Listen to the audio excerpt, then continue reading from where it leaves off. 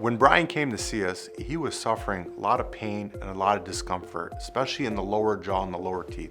There were a lot of things going on in my life. Didn't take the best care of my teeth. My mouth was in a bad way. I was in a lot of pain. I was missing teeth. Teeth were just degraded.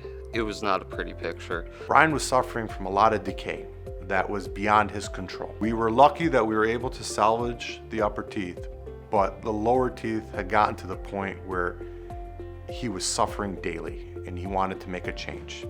Now make a choice. And man, am I glad I did too. It sounds simple, but it's a profound moment in one's life to just make that choice, to say, you know what, I need to do something. But once I did, it was easy. Dr. Collage, Dr. Ben Howie, everybody there, so kind. And we elected to remove the teeth because they were no longer restorable. And for a young man to have to go into dentures, it can severely affect the outcome in the course of his life.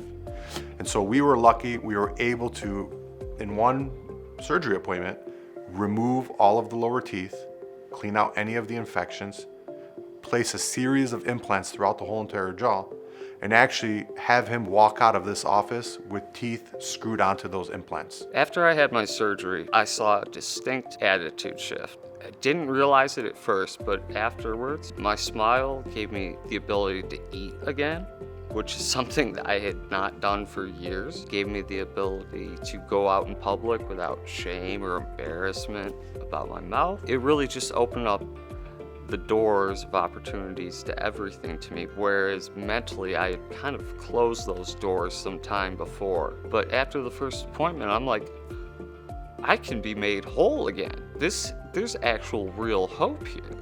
And there really is. It's pretty phenomenal.